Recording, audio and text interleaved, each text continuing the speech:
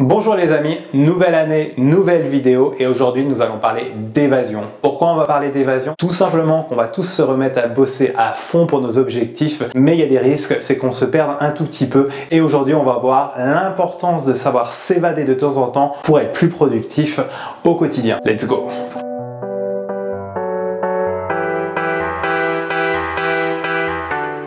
Fin des vacances, c'est la reprise du travail et vous le savez, pour les entrepreneurs, c'est vraiment une période de l'année géniale. On met en place nos objectifs, nos nouveaux projets pour 2018 et ça c'est hyper motivant parce qu'on vit de notre passion. Vous le savez, la vie d'entrepreneur c'est tellement passionnant qu'on a tendance à s'isoler. Quand j'ai commencé la vie d'entrepreneur, j'étais tellement focus sur ce que je devais faire que petit à petit je me suis isolé aussi bien de ma famille que mes amis. Je n'avais plus le temps soi-disant d'aller au restaurant, d'aller boire un coup, etc.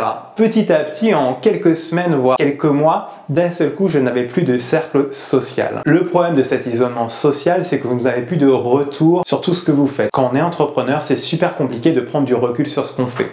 Nos amis et nos proches sont les principales personnes qui peuvent nous aider justement à ça. Aussi bien à nous aider par exemple sur un slogan, sur le graphisme de quelque chose, sur le contenu, l'expérience utilisateur, etc. Nos amis sont souvent les mieux placés au départ pour nous faire des remarques aussi bien positives et négatives, mais toutes ces remarques sont indispensables pour évoluer vite et bien. L'isolement social, c'est la pire des choses qui peut vous arriver aujourd'hui. Prenez encore du temps pour profiter de vos amis, de votre famille. En plus, pendant ces moments-là, il y aura peut-être des nouvelles opportunités qui se créeront pour vous. Mes premiers clients, je les ai eus à travers mes amis, ma famille. Pour pallier à ce problème, j'ai tout un tas de petites astuces assez simples que je mets en place tous les jours qui me permettent vraiment de m'évader. Et qui dit évasion, généralement, disent aussi plein d'idées pour son business et ça c'est génial, c'est ce qu'on adore, des idées. Bon, la première chose à faire qui est quand même super basique et c'est juste du bon sens, c'est sortir de chez vous.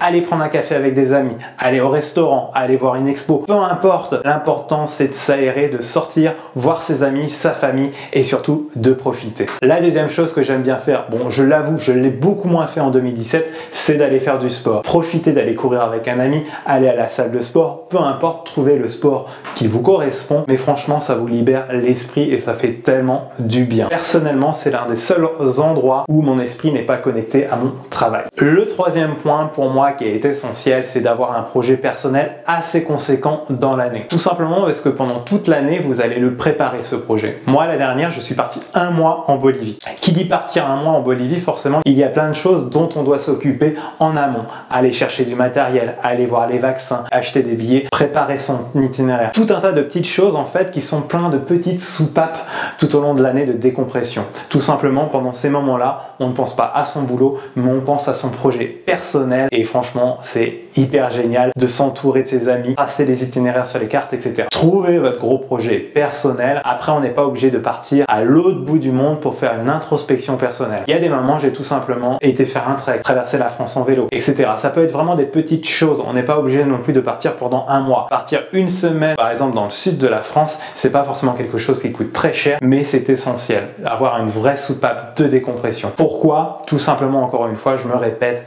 mais ça va vous permettre de faire une introspection personnelle et moi ce que ça m'a permis c'est en fait de repenser à mon business model complet et donc encore une fois l'importance vie sociale, prendre du recul et prendre du plaisir autrement qu'à travers son travail. Pendant ce voyage en Bolivie, j'ai fait un trek de 2 jours où je suis passé à 3900 mètres d'altitude sur un sommet. Franchement, c'était une expérience unique et tellement géniale que ça m'a donné l'envie d'aller plus loin et potentiellement cette année, je vais essayer d'aller monter le Mont Blanc. C'est certainement le gros projet de cette année pour moi. Alors je ne sais pas franchement quand je vais le faire, etc. Mais l'avantage en ayant cet objectif long terme personnel, ça m'implique de me remettre au sport, d'aller rencontrer du monde, d'aller me renseigner, d'aller lire. Et en fait, c'est tous ces petits moments que je m'ajoute personnellement avec beaucoup de plaisir qui me font m'évader au quotidien de mon travail. Et donc, encore une fois, prendre du recul. Alors pour finir, j'aimerais bien savoir quelles sont vos soupapes de décompression que je pourrais essayer d'appliquer moi aussi. Et puis, quelle est votre destination de rêve ou peut-être la destination de rêve que vous allez parcourir en 2018. Je vous laisse en parler dans les commentaires. Sur ce, n'oubliez pas de liker et de vous abonner. Et n'oubliez pas, Life Front Web. Ciao!